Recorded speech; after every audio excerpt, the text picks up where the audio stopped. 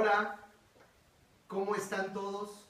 Me da muchísimo gusto de nuevo saludarles en este día tan bonito de lunes y con un tema maravilloso. Le quiero dar la bienvenida nuevamente a la doctora Celina Anaya Huertas. Bienvenida, Celina. Gracias, Saúl. Qué gusto tenerte aquí. Igualmente. En este programa, pues como ven, la enfermedad más extendida en todo el mundo. Ricos, pobres, judíos, ¿qué te digo? Cristianos, católicos, a toda la gente nos da por igual esta enfermedad. No hay distinción. No hay distinción. Se llama la depresión y su tratamiento. Así que vamos a disfrutar. ¿Cómo ves, Eli, este tema? Bueno, es un tema muy complejo. Hay muchas cosas que podemos hablar y nos va a faltar tiempo. Es una de las enfermedades más, pues como tú dices, más extendidas y quizá menos tratadas. Entonces, es muy importante reconocer cuando uno tiene esos síntomas y tratarse. Y además con mucha confusión, porque podemos no distinguir muy frecuentemente entre una tristeza y una depresión. Y la depresión siempre esconde diferentes manifestaciones, ¿no? Claro. Claro, porque la tristeza es una emoción natural. Todos tenemos tristeza en algún momento. Sin embargo, cuando la tristeza, cuando ya es un tiempo muy largo en el que uno se siente abatido, triste, ya no estamos hablando de una tristeza, estamos hablando ya de que puede haber una distimia, que es ya una depresión leve o abajo de leve, y empieza a ser depresión, ya es un foquito rojo, y después una depresión leve, moderada hasta severa, ¿no? Que bueno, cada una tiene sus características, y la severa, y si no se trata, pues tiene consecuencias fatales. Sí, fíjate que yo empezaría en este momento por distinguir un poquito entre la tristeza y la depresión, porque son dos cosas que me parece que son diferentes. La depresión sí puede venir acompañada de tristeza, pero también la depresión puede venir acompañada de algo oculto, cuyo sistema de defensa, su mecanismo de defensa puede ser la compensación. Platicábamos hace un momento, nos están diciendo que no nos escuchan bien. Yo creo que así sí nos escuchan bien, ya nos escuchan un poquito mejor. Hola, hola. Nos están escuchando, por favor ayúdenos el público para ver si estamos ya. Hola, Vale, muy buenas noches, ¿cómo están? Si están escuchando bien todos los invitados del público, díganos por favor, retroaliméntenos. Si se escucha bien. Gracias. Muchísimas gracias. Vamos a hablar un poquito más fuerte. Sí, claro. Bueno, pues les decía que muchas veces, por ejemplo, algunas personas, detrás de una depresión, podrían estar actuando en una forma de agresión o podrían estar actuando en una forma de lastimar a los demás para que todos vean que yo estoy bien, pero en el fondo tengo una depresión grande. La otra opción sería, por ejemplo, una persona que compra demasiadas cosas por compensación, podría estar manifestando que hay oculta una depresión. Claro. No solamente es la tristeza, la irritabilidad, el enojo permanente podría también estar ocultando de alguna manera una depresión. Sí. Y bueno, sería interesante empezar por definir el término de depresión, ¿no? Podemos empezar a definirlo por sus raíces. Etimológicamente, depresión viene del latín depresio, que a su vez procede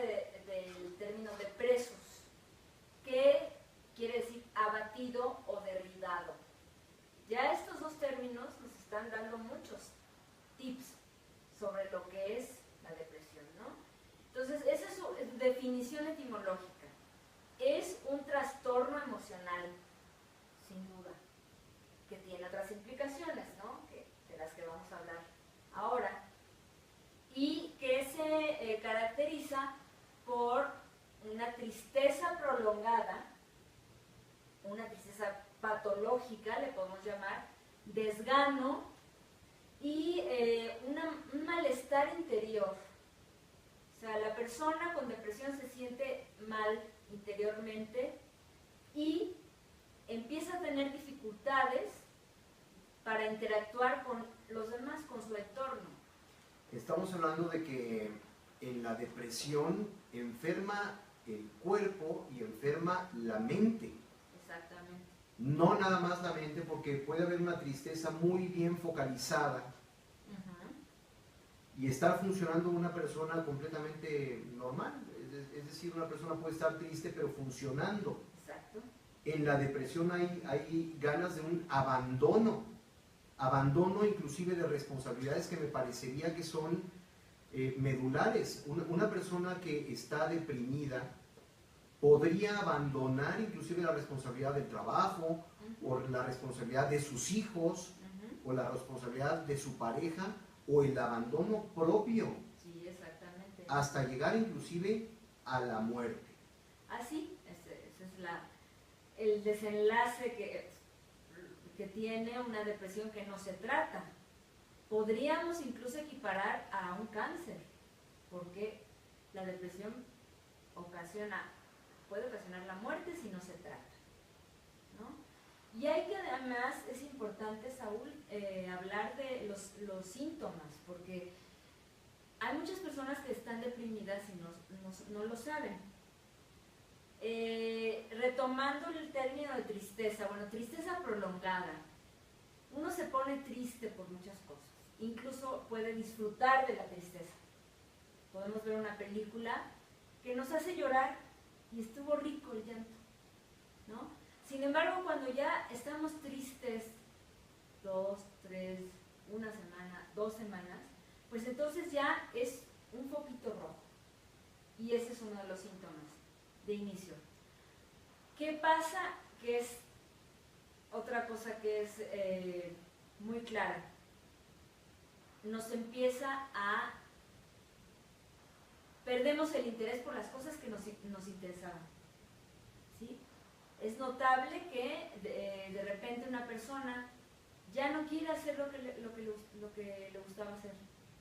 Deja tú ya ir a trabajar, que eso implica en una depresión algo, pues, ¿cómo te diré? Es un esfuerzo titánico, ¿no? No les interesa lo que antes les interesaba. Hay trastornos del sueño. Puede haber insomnio, que es cuando no puedes dormir, inicial o terminal. ¿Qué diferencia hay entre uno y otro? El insomnio inicial es cuando no puedes conciliar el sueño. El insomnio terminal es cuando te despiertas en la madrugada. Generalmente hay una sensación de angustia y ya no te puedes dormir. Entonces empiezas a pensar y dentro de 2 horas ya me voy a tener que levantar para ir a trabajar.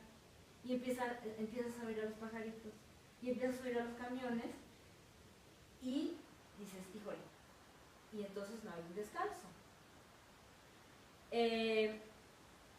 Puede haber entonces insomnio, pero también puede haber hipersomnia, que es cuando uno duerme mucho. Y es muy característico también de las personas con depresión, que prefieren estar dormidas porque también es una manera de evadir la realidad que los está batiendo, ¿sí? O pretender, como decías, Celina, que con 5 horas ya están completamente bien, cuando no es cierto, hace falta una reparación del cuerpo. Claro, claro. Y la mente tiene que estar dándole vueltas a un asunto, y entonces el sueño pues, se disminuye, ¿no? Claro, claro, exactamente. Y aunado a esto, otro de los síntomas es que la persona empieza a tener movimientos lentos, a estar cabizbajo, a hacer las cosas con desgano, incluso también a estar agitado, porque puede haber movimientos lentos, pero también agitación, que eso también puede estar vinculado con la ansiedad. Hay otra cosa que es muy clara en las personas con depresión, que es que empiezan a sentirse que valen menos.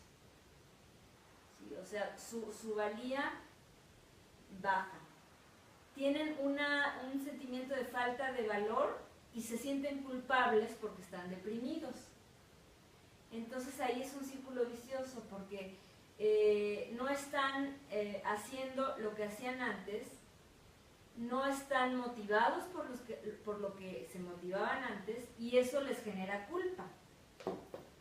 Entonces me siento culpable porque no hago, y no hago porque me siento culpable, y entonces es muy difícil salir de ese bucle. Claro, porque entonces no se sabe el origen, no se sabe si puede ser una situación del cuerpo o una situación de la mente. Claro. Pero el caso es que los dos empiezan a malfuncionar. Exactamente. Es algo que hay que tomar en cuenta, ¿no? Que no es solo una cuestión mental, sino que los seres humanos somos organismos biopsicosociales, o sea, somos entes biológicos que tenemos la función de un ser vivo. Nacemos, crecemos, nos reproducimos y morimos. Tenemos una psique, una mente, y somos seres sociales. Entonces hay que mantener ese equilibrio. En el momento en que algo falla, entonces es como si le quitaras la patita a la mesa, ¿no? O sea, hay un desbalance, se rompe la homeostasis. Y algo que, bueno, que tú vas a tratar ampliamente porque pues eres experto, lo que está relacionado con la alimentación. Una persona con depresión empieza a perder peso notablemente, y esto pues derivado de que pierde el apetito. Está relacionado, aunque hay casos, y seguramente, bueno, tú sabes mucho más de eso, que se da lo contrario, ¿no? Sí, es el caso de la obesidad. Tú sabes que el alimento y las emociones están íntimamente ligadas. Entonces puede haber una depresión por una falta de afecto muy, muy grande, y en el momento que estás ingiriendo alimento de más, estás buscando el afecto. Claro. Entonces puede haber ahí un enganche de dos tipos, ¿no? Puedes rechazar el alimento o puedes no querer consumir alimento, porque una cosa es rechazarlo, otra cosa es no tener el hambre, y otra cosa muy diferente, provocar la ingesta de alimentos por la falta de afectos. Exacto. Entonces, compensatorio. Todo es compensatorio, sí. Inclusive la anorexia, la bulimia y la obesidad tienen su propia psicología, y son estados de la mente. Claro. No son estados orgánicos. Es decir, lo orgánico enferma por un estado mental.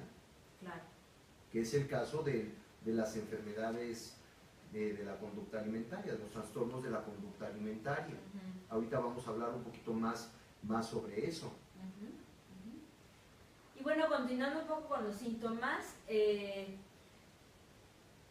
una persona deprimida tiene una disminución de la capacidad para concentrarse. Se nota en el trabajo, se nota en la escuela, tiene fallas de la atención, se distrae con facilidad, se aburre, pierde la memoria incluso, o sea, no recuerda cosas, no, porque no le interesan, pero también puede haber una cuestión orgánica, ¿no? Como lo que hablábamos la sesión pasada, ¿no? De que el hipocampo, que es la zona en la que está la memoria y el aprendizaje se ven alteradas por una cuestión pues endógena, puede ser, ¿no? Otra cuestión, otro síntoma que es muy marcado es que las personas empiezan a tener pensamientos recurrentes sobre muerte o suicidio. Y esto es como una salida fácil, o sea, es un estado que te hunde tanto que piensas que pues la salida, la solución a cómo te sientes en ese momento es morirte. Entonces estás dándole vueltas a cómo puedo provocarme la muerte, pero es tan complejo que bueno, yo tenía un paciente que decía, pues yo cuando pensaba en cómo suicidarme, decía, no, pues si me tiro al metro, pues va a ser un espectáculo tremendo. Qué barbaridad. ¿No? Y así no iba descartando. Entonces, pues eso es terrible. Terrible, ¿no? Terrible. Fíjate que ahorita me acordé, Celina, de una paciente que yo tenía que se había vuelto adicta a ver las esquelas de la muerte de los periódicos. Entonces, bueno, hay personas que son adictas a ver el aviso oportuno, ¿no? Hay otras que son adictas a ver, ¿qué te digo? Las esquelas de quién se murió. Y en ese momento también estás teniendo o manifestando un pensamiento recurrente que tiene que ver sobre la muerte. Claro. Porque, y a ver ahora quién se murió, como también hay personas que son adictas a ver quién se casó, ¿no? O a ver el chisme, a ver la revista de moda, Sí. Pero el tener pensamientos recurrentes sobre la muerte, o inclusive estar manifestando pensamientos que tienen que ver, como el caso de las esquelas que te platico, Sí. indudablemente se puede tratar de una depresión severa. Sí. Se está manifestando ahí. Sin duda.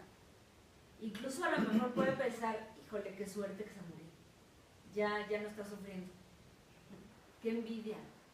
Qué envidia. Qué envidia. Qué envidia que ya murió. Ya murió, ya no sufre como yo estoy sufriendo, ¿no? Y bueno, otro síntoma es la dificultad para tomar decisiones.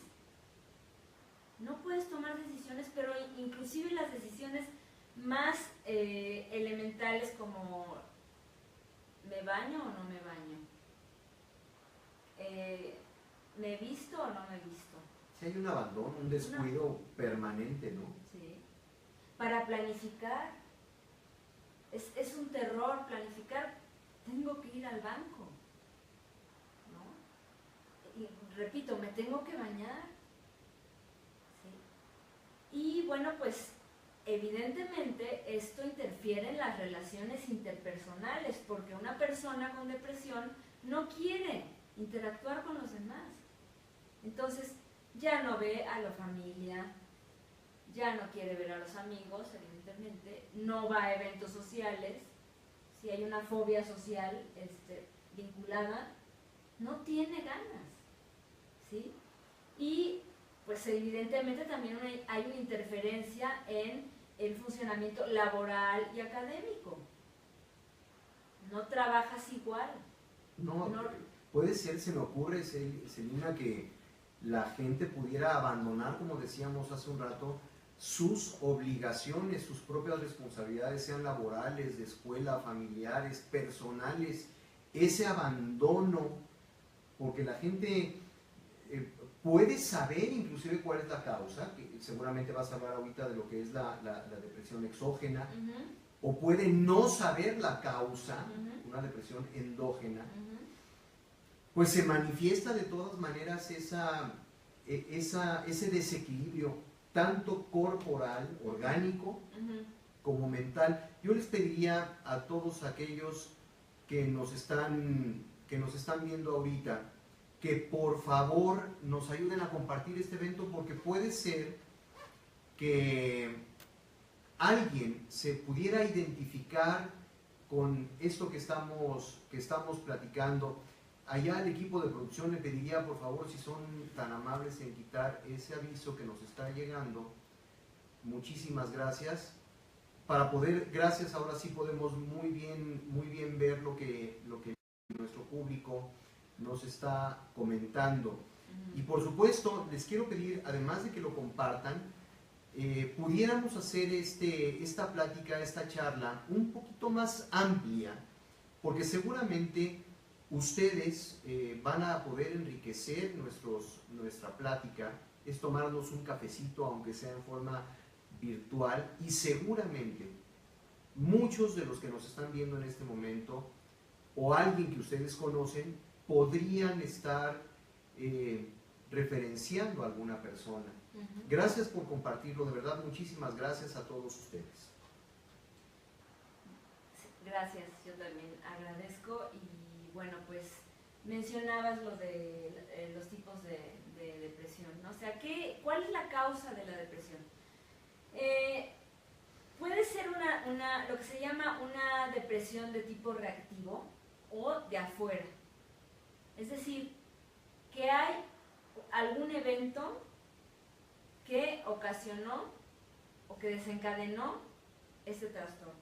Sí, vamos a poner, por ejemplo, murió el padre de una persona. Bueno, pues identificas, eso es afuera, es afuera, lo identificas y reaccionas. Claro. Pues resulta que mi hija se fue a vivir a España y no la he visto desde hace 20 años. Es algo que identificas y reaccionas, por eso es reactiva.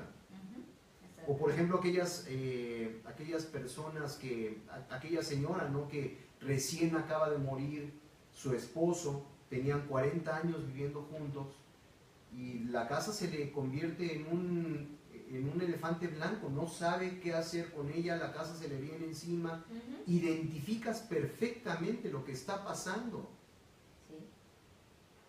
Es algo, por eso es reactivo o es circunstancial, ¿no? Porque hay una razón evidente. Los ejemplos que pones pues son pues, muy claros, ¿no? O sea, reaccionamos ante una situación que se está presentando. Sin embargo, existe la de adentro, ¿no? La que se llama la endógena. Es decir, aquí lo que ocurre es que hay una depresión que no está vinculada con un efecto, con un estímulo externo, con una situación como las que mencionabas.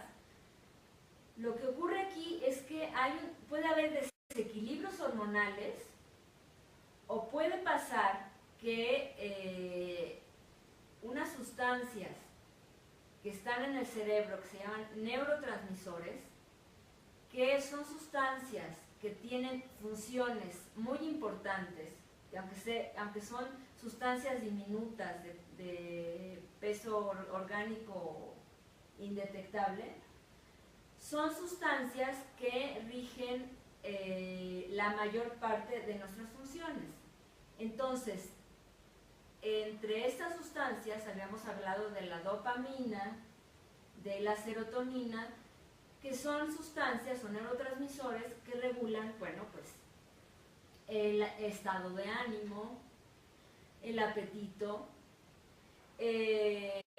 la libido, el apetito sexual, la sensación de bienestar.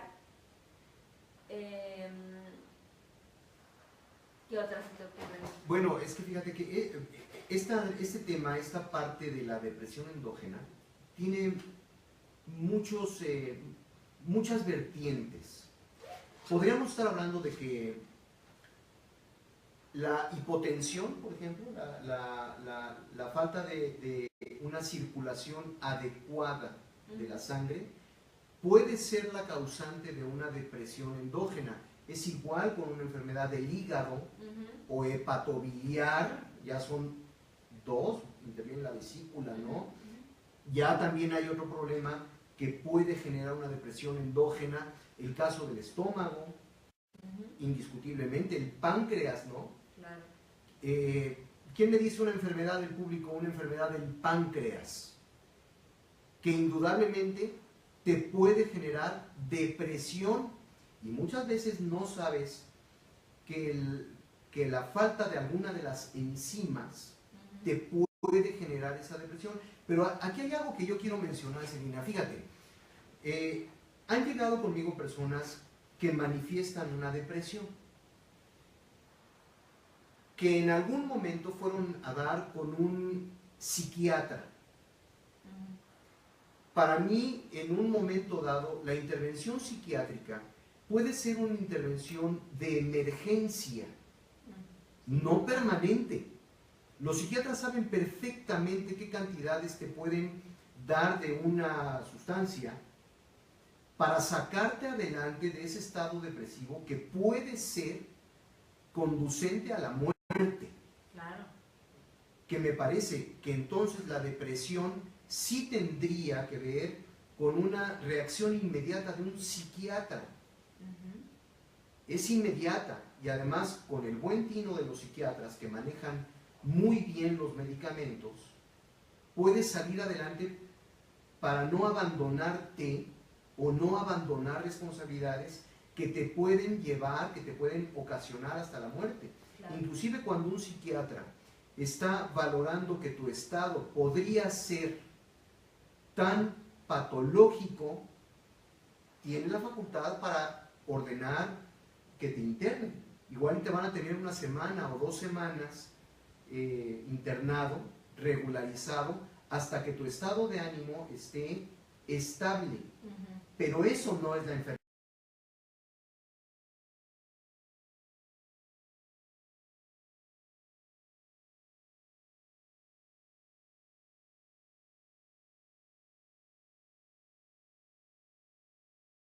Indudablemente es inmediata.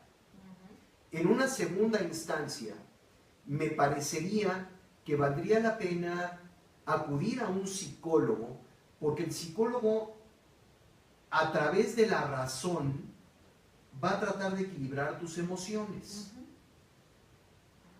Lo que es evidente, lo que es razonable, lo que es práctico. Desde el punto de vista del razonamiento, el psicólogo va a pretender de alguna manera que tú encuentres equilibrio en tus emociones. En una tercera instancia, podría ser que vayas con un médico internista para que veas toda tu química sanguínea. Claro. Porque si tienes alguna carencia orgánica, indudablemente lo ve un médico internista. Ellos saben leer perfectamente todo lo que hay en tu analítica sanguínea, ¿no? Pero yo me pregunto, ¿por qué a veces los psiquiatras o los médicos generales quieren mandar y mandar medicamentos sin que sean una situación de emergencia? Es en donde yo ya no estoy de acuerdo. Porque finalmente el psicólogo sí te puede ayudar a que tú encuentres la verdadera raíz del problema, siempre y cuando sea mental. Porque si es orgánica, es otro tipo de especialistas los que te van a ayudar. Claro, claro. Y aquí es muy importante que cuando uno como psicólogo está tratando a una persona que tiene síntomas de depresión, yo creo que es muy importante que se le haga un primer diagnóstico, se le mande a hacer estudios, porque probablemente está yendo por una cuestión, puede ser una cuestión hormonal. Uno de los síntomas del hipotiroidismo, tú lo sabes, es la depresión. Así es. O lo que comentaba antes, la anemia. Puede haber muchísimos factores endógenos. Entonces, eso por un lado.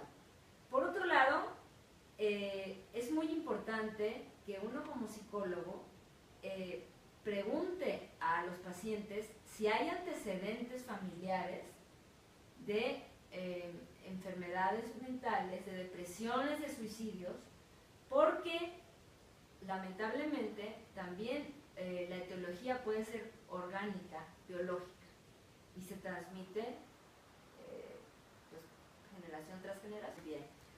Entonces, otra de las causas se relaciona con la parte de adentro o lo endógeno, ¿no? Una depresión puede deberse a que existen desequilibrios hormonales o cerebrales. Hay unas sustancias químicas de muy bajo peso molecular que se llaman neurotransmisores.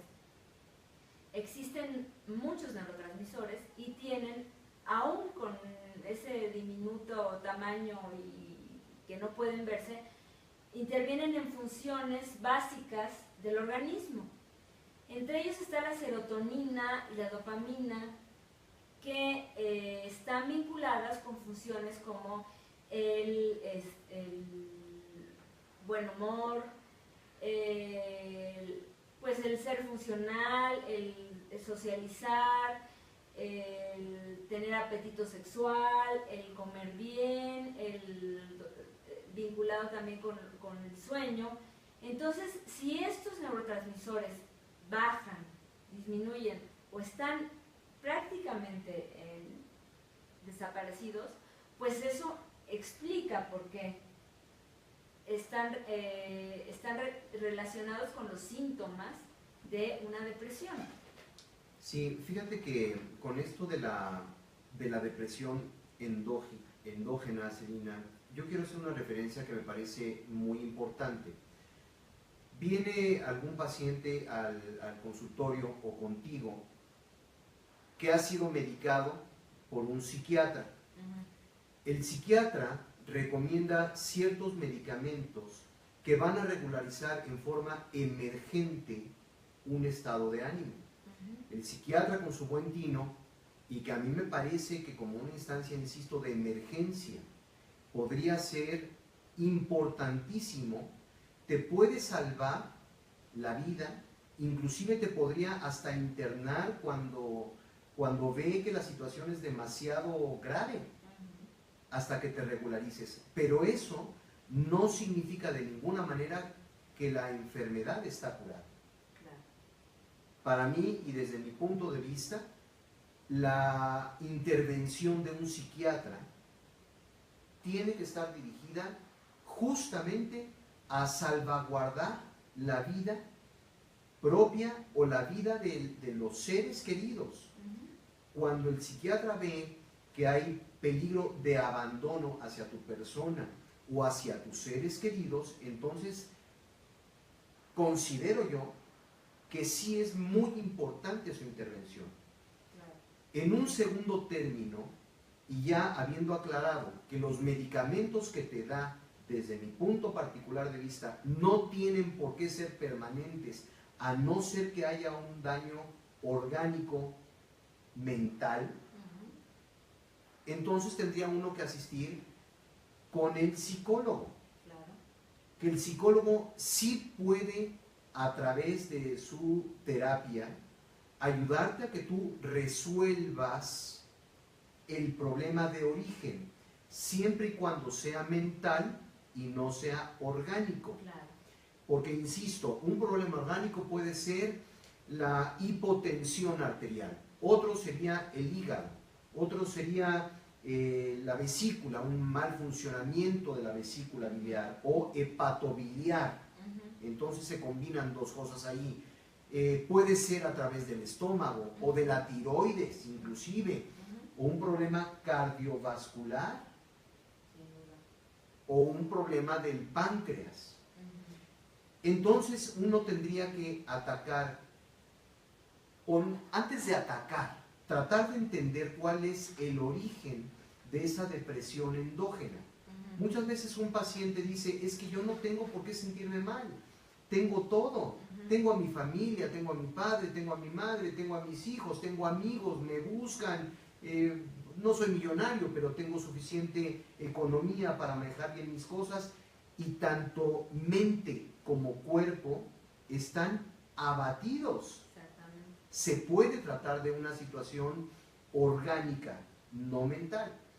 Pero ¿cuántas veces los médicos te escriben ahí los efectos secundarios en una receta.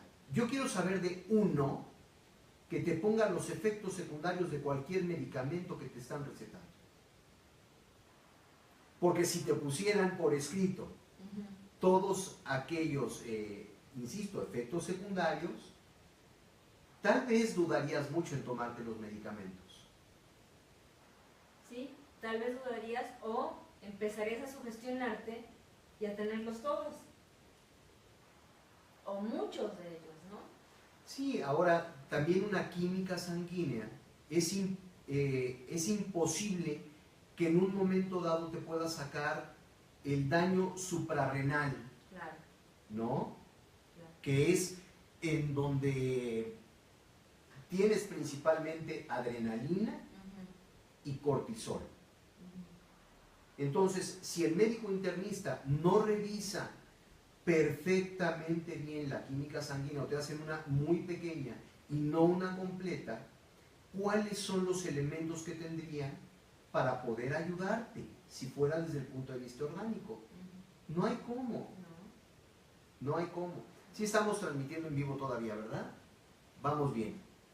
Ok. Sí, Celina, creo que nos estamos explicando muy bien con todo con esta maraña de por dónde podría venir una depresión endógena, Sí. que para mí, insisto, tendría que ser la más peligrosa, porque no sabemos cuál es su origen. Exacto. Y muchas veces, se combinan ambas, ¿no? Exógena y endógena. Entonces es necesario, en este caso, el trabajo conjunto de un psicólogo y un psiquiatra. Lamentablemente en nuestro país,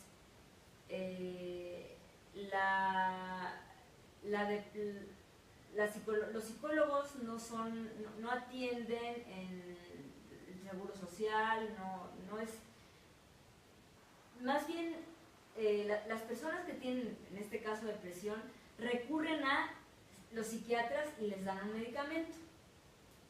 Entonces, si es el caso de que la depresión es endógena y exógena, pues el medicamento te va a servir en primera instancia para sentirte mejor un tiempo. Pero si no estás revisando de raíz qué es lo que te ocasionó la depresión, qué viene de atrás, entonces no vas a superarla, vas a recaer. Claro. Por ejemplo, yo el ejemplo que pongo siempre a mis alumnos, cuando una persona tiene depresión y se trata únicamente, o sea, no se saben las causas, no se detectan las causas y recurre a un medicamento, es como cuando una persona se rompe una pierna y entonces el medicamento serían las muletas. Puedes avanzar, caminar. Sin embargo, si no vas a la raíz, que es atenderte la fractura, etcétera, etcétera, es como si no fueras a la raíz de lo que te ocasionó mentalmente, emocionalmente, la depresión. Y entonces nunca la vas a superar. Y por eso las recaídas suelen ser peores. Hasta llegar a la muerte. Hasta llegar a la muerte. El suicidio. Exactamente. O sea, la persona no ve salida. Y luego fíjate que hay algo que me parece también importante. Muchas veces los médicos te recetan ciertos medicamentos que traen como consecuencia la depresión. Por ejemplo, el ibuprofeno, está completamente comprobado que una de las reacciones secundarias es la depresión, al igual que el omeprazol, porque actúan bajando, inhibiendo la función de las prostaglandinas, y en ese momento viene depresión, a fuerza. Impresionante, porque además son medicamentos que uno usa pero con singular alegría, ¿no? Bueno, por otro lado, si el uso del omeprazol baja también, inhibe la vitamina B12, que es importantísima para tu estado de ánimo. Claro. Fíjate, conozco a un médico cuyo nombre no quiero mencionar, que ya está empezando a recetar, sin ser psiquiatra, Prozac a personas de la tercera edad. Y no tendría por qué hacerlo. Y perdónenme que lo diga tan abiertamente, pero los especialistas en tratar problemas neurológicos son los neurólogos y son los psiquiatras. Claro. ¿Por qué un médico que no tiene especialidad en eso se atreve a mandar medicamentos que le pueden dañar el cerebro a una persona? Es delicadísimo. Y tú conoces a uno, hay muchísimos, ¿no?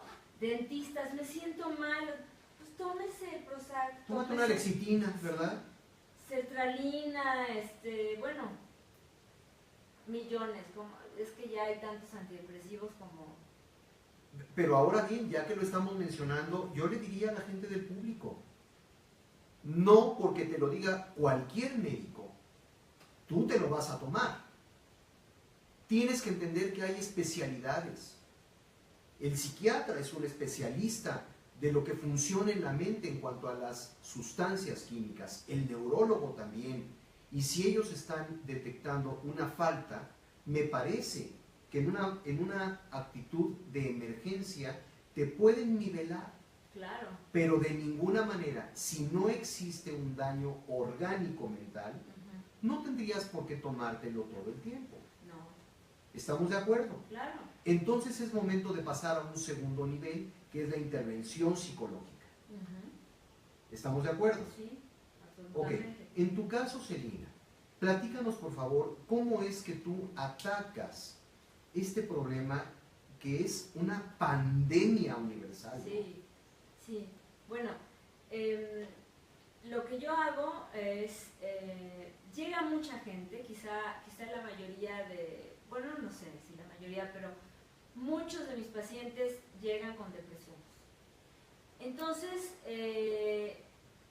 pues la etiología es diversa y... Perdón, para los que no saben lo que nos están viendo que es etiología, se trata del origen. El origen, exactamente, el origen de la depresión es muy diverso. Entonces, cuando descartamos la parte orgánica o incluso sin descartarla, porque es importante el trabajo conjunto multidisciplinario de psicólogos, psiquiatras, médicos internistas, nutriólogos, para poder controlar la depresión, ¿sí? Entonces, antes de retomar lo que me acabas de preguntar, es importante que cuando una persona reconoce estos síntomas de los que estamos hablando, acuda de inmediato a buscar ayuda. Perdón, si es descartar primero un problema orgánico, tendría que ir con un profesional internista, pero que verdaderamente te hagan una química sanguínea en donde puedan detectar que todo tu organismo está funcionando bien o mal.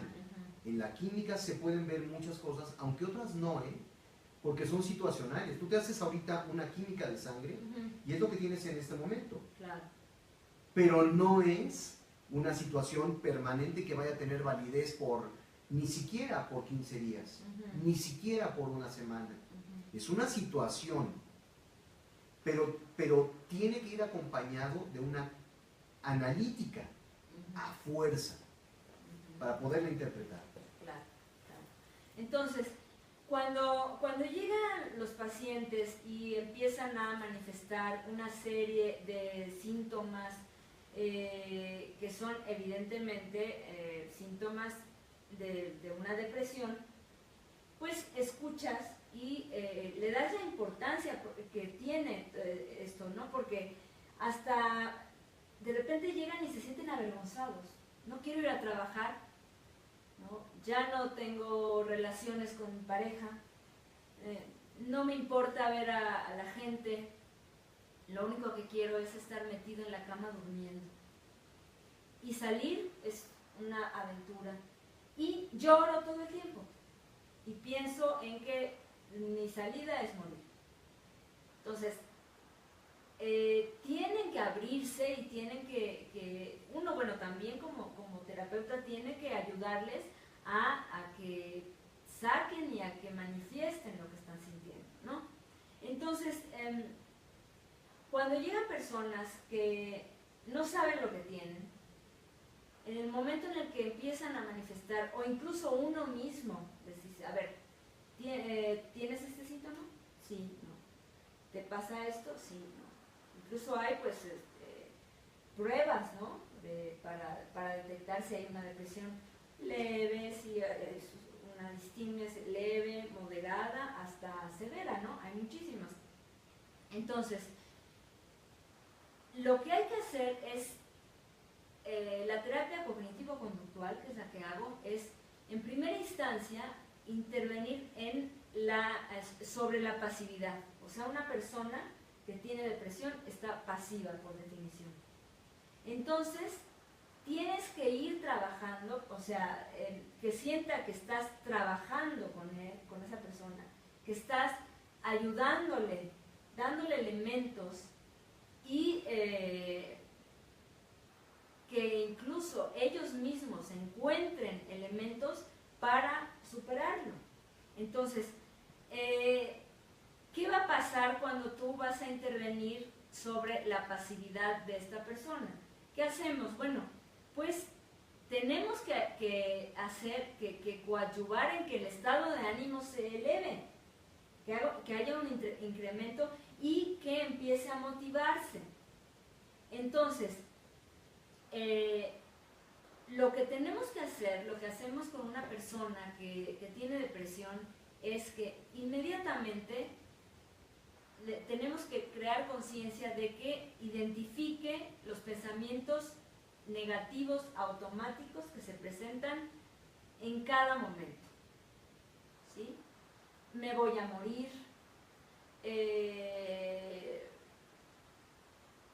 en este momento voy a agarrar un cuchillo y me lo voy a clavar, no valgo para nada, la culpa, todo eso que llega, que los bombardea y que tienen que aprender a manejarlo. Y hay que empezar a rascar, ¿sí?, para entender el origen. Exactamente. Porque puede ser algo que sea de unos meses, años o de muchos años atrás. Que vengas arrastrando algo que no está solucionado. Entonces, si tú ayudas a los pacientes a que detecten esos pensamientos negativos automáticos y que asocien cuál es el síntoma o la emoción que está relacionada con esos pensamientos, entonces van a aprender a manejarlos. Ahorita lo voy a explicar más claramente con unas tablas que manejamos en este tipo de terapias. Es muy difícil, pero lo logran. Asignar tareas cotidianas, ¿sí? Lo mínimo. El lunes vas a levantarte, te vas a bañar, te vas a arreglar y vas a dar una vuelta a la manzana. Y entonces, esa pequeña tarea, que cuando una persona no tiene este trastorno, es pues algo sencillo, si lo hacen, y es un gran logro. Es un logro y van a empezar a sentir que lo están superando. Programación de actividades de preferencia placenteras, que le rasquen, que busquen, tiene que haber algo que te provoque placer. Sentarte a ver un programa, un cachito de un programa de televisión, el que sea, llamar a tu sobrino, a tu amigo de toda la vida que tienes abandonado porque no has tenido ganas de llamarlo porque estás deprimido. Entonces, buscar ese tipo de metas cotidianas y las van anotando. Entonces, es impresionante cómo empiezan con un paso pequeño Y es paso a paso. Y cuando van viendo que van logrando más, entonces dicen, híjole, lo estoy superando. Y todo es a través de tareas y de utilizar su razón para combatir esas emociones negativas. Fíjate que me parece importantísimo esta intervención que tú estás haciendo, Celina, en tu consultorio, porque evidentemente el psicólogo da razón a la emoción. Es decir, tú por medio de la razón estás tratando de equilibrar las emociones, pero el trabajo es del paciente. Me ha tocado ver que hay pacientes que son las 2 de la mañana, las 3 de la mañana, las 8 de la noche, las 5 de la mañana, y le están hablando constantemente al psicólogo, y entonces el psicólogo dice, espérame tantito, yo te puedo encauzar, te puedo ayudar a que tú descubras muchas cosas de ti, pero el trabajo en realidad es tuyo. Es tuyo y cotidiano. Y cotidiano. Eso sí, se hace hincapié, porque llegan y te dicen, bueno, tengo eso, ¿y cuándo me voy a curar? No, porque pues usted me va a curar. No, es un trabajo que vamos a hacer juntos, pero que no solamente se hace en el consultorio, es un trabajo que vamos a hacer juntos, pero que va a ser cotidiano. Yo no voy a estar contigo todos los días, pero sí vamos a hacer, te voy a dejar tareas que tú vas a realizar durante una semana, que puede ser una cosita diaria o algo que tengas que realizar durante la semana y que vamos a revisar la semana siguiente. Entonces, cuando llegan estos pensamientos negativos automáticos, cuando la gente empieza a sentir que pues que no vale para nada, o sea que está completamente socavado. Que está completamente socavado. Entonces, hay una tabla que se llama, una tabla de pensamientos negativos automáticos. Ajá. Que tiene que aprender a manejar. A ver mi acordeón, para que les explique un poco en qué consiste esta tabla. Que pues yo les doy la estructura y les explico un poco cómo tienen que trabajar con esas tablas, que son cotidianas. Perdón, sí estamos en vivo, ¿verdad? Todavía estamos transmitiendo. Hay un anuncio de batería baja. ¿Cerrar o...? Sí, cerrar, pero estamos todavía en vivo, ¿verdad? Ok, gracias, disculpen esto, pero ya saben cómo es esto de las producciones en vivo. Sí, vamos lo más rápido que podamos porque sí se está acabando, sí. Bueno, entonces, en estas tablas con las que tienen que trabajar cotidianamente, tienen que poner en primer lugar la fecha y la hora, ¿no? Para ir detectando en qué momento del día va sucediendo, porque varían, ¿sí? Normalmente la persona que está deprimida se siente peor en la mañana, en el día, y cuando va avanzando el día, en la noche se siente mejor. Sí. Esto también tiene que ver porque hay ciertos neurotransmisores que se disparan. Si por ejemplo la adrenalina en la mañana se dispara, sin embargo en la noche disminuye, entonces eso hace que la persona se sienta más tranquila. Fíjate que también, bueno, para esto que estás diciendo, hay un aminoácido que se llama fenilalanina, que regula la noradrenalina, justamente, y produce endorfinas, y es mejor tomarlo en la mañana que en la noche. Claro. Entonces, fíjate qué interesante que con tu terapia cognitivo-conductual se puede vincular el uso de aminoácidos que son partes de una proteína para poder trabajar en forma natural estos estados de ánimo depresivos. Claro, claro, claro. Entonces, bueno, retomando fecha y hora, porque sí les insisto en que tienen que tener su cuadrito constantemente y irlo llenando. Entonces, La primera columna, fecha y hora. La segunda es la situación. Es decir, ¿qué estabas haciendo o pensando? O sea, ¿cuál es la situación que estás viviendo? Por ejemplo, una persona con depresión dice, estoy acomodando la ropa para planchar y eso es una tarea titánica para una persona con depresión. Entonces, ropa para planchar, hay emociones que te provocan, ¿sí? O sea, te sientes triste, por ejemplo, o enojado o ansioso, y a cada una de las emociones que se te están presentando le das una puntuación del 1 al 100. Entonces, la situación es, estoy acomodando la ropa para planchar y estoy muy agobiado. Entonces, ¿qué es lo que te ocurre? Me siento, por ejemplo, un 50 de tristeza y un 50 de... No estabas diciendo qué columna iba. Okay. Entonces tienes que describirlas. Ok, o sea, fecha, situación. ¿Cómo va la conducción? Adelante, seguimos adelante. Gracias. Bueno, entonces, continuando con la tabla que se tiene que elaborar. Retomo, fecha, hora, se tiene que registrar. La situación, qué es lo que estabas haciendo y qué te emociona. La tercera columna es la emoción. Es decir, qué sientes y con qué intensidad. En ese momento en que estás acomodando la ropa, te sientes triste, te sientes ansioso y le tienes que dar un puntaje, una puntuación del 1 al 100 a cada emoción. Entonces, por ejemplo, en este ejemplo es, me siento triste un 50 y me siento ansiosa un 50. ¿Sí? ¿Cuál es tu pensamiento automático negativo?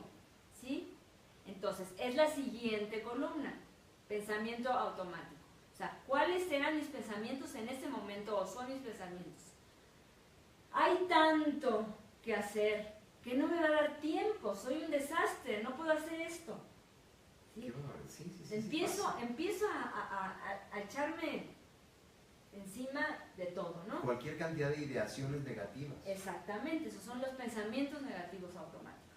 Entonces, lo que tienes que hacer en ese momento es leer lo que está pasando, tu pensamiento negativo, y entonces la siguiente columna es la respuesta racional o alternativa. Es decir, ¿qué respuestas racionales puedo ofrecer que contrasten mis pensamientos negativos automáticos?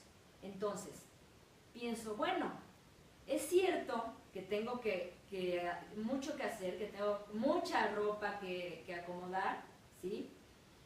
Pero bueno, tendré que utilizar un plan de actividades para organizarme y para no agobiarme y para poder cumplir con las tareas, ¿sí? Esa respuesta racional alternativa es la contraparte al pensamiento negativo automático. Y eso lo tiene que hacer el paciente. Y finalmente, el resultado, que es la última columna, que es el grado de creencia de los pensamientos racionales. Es decir, vas a volver a puntuar del 1 al 100 la emoción que estás teniendo, las emociones que estás teniendo y tu respuesta conductual. Es decir, qué es lo que va a ser digamos, la solución. Normalmente tiene que ocurrir que cuando tú tuviste una respuesta racional, entonces tus emociones van a ser menos, es decir, tu tristeza van a estar más equilibradas. Exactamente. Si tu tristeza antes era de un 50%, después de tener tu respuesta racional alternativa, la tristeza tiene que disminuir. Sí. La ansiedad tiene que disminuir. Entonces, por eso la terapia se llama cognitivo-conductual, porque estás aprendiendo a manejar tus pensamientos negativos automáticos con respuestas racionales a través de un ejercicio que es casi como la caligrafía, que después va a ser ya automático.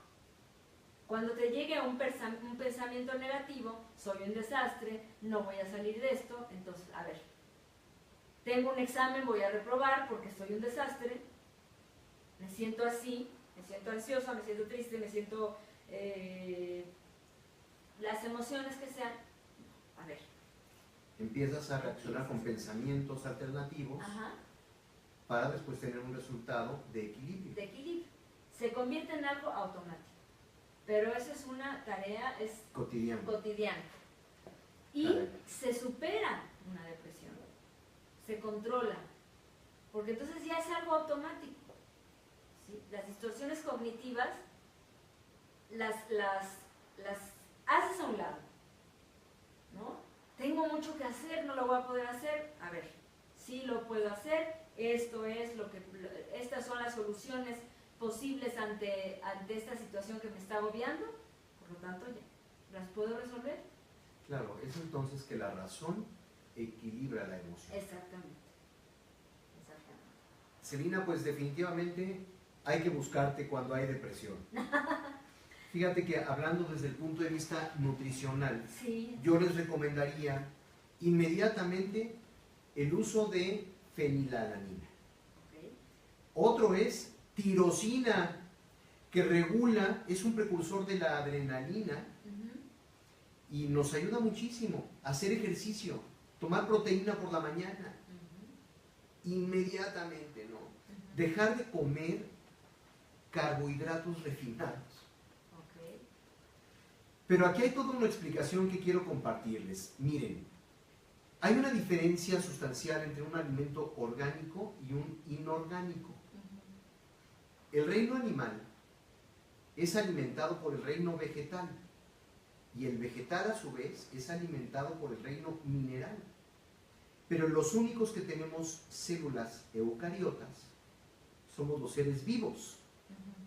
O sea, plantas, animales, hongos, tenemos células eucariotas. Cuando tú te metes un alimento muerto que no tiene o que no tuvo vida, en ese momento le estás dando en la torre a la parte orgánica de ti mismo. Es entonces cuando viene una falta de, podría yo decirle, empatía, porque como somos células eucariotas, si comemos productos vivos, estamos haciendo una afinidad. Es algo que reconoce tu cuerpo. Pero si le damos alimentos que no han tenido vida, le estamos dando alimentos a tu cuerpo que no reconoce. Y en ese momento puede haber un bajón orgánico otra vez. Qué interesante, y además es importante que definitivamente mis pacientes van a tener que ir a verte. Y los míos aquí. Porque de veras es un trabajo que tenemos que hacer conjunto y que no, que no podemos no hacerlo y no promoverlo.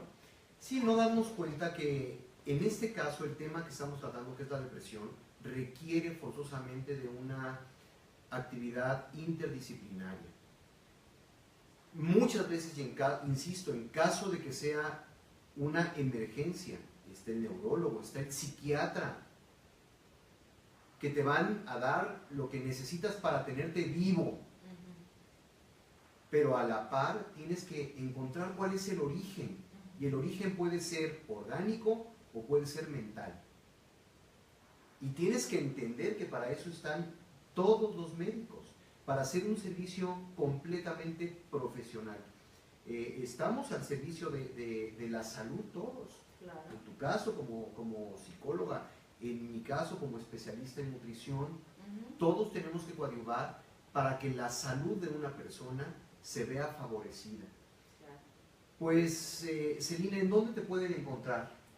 Pues les voy a pasar mi teléfono celular que es el 55 37 08 69 11.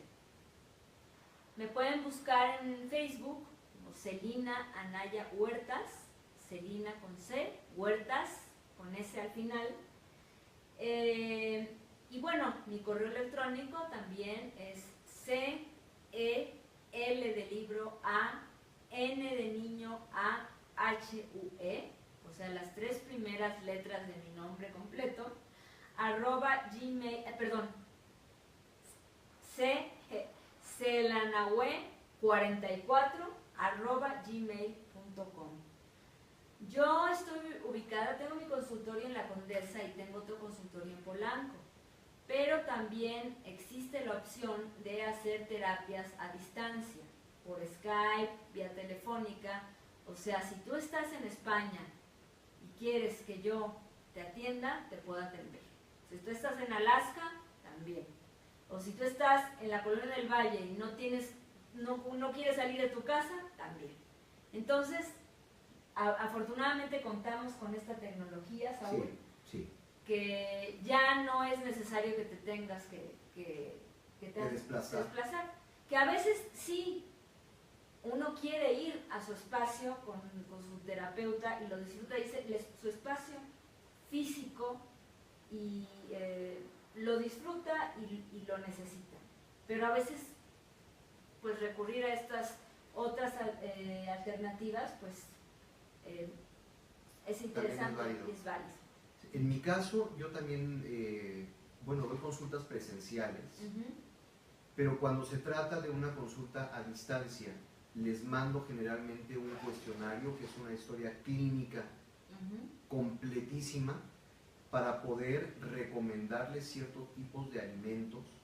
Y no nada más una historia clínica personal, también es una historia clínica familiar, porque hay enfermedades que son genéticas. Y para mí es muy importante conocerlas y poder recomendarles cierto tipo de alimentación.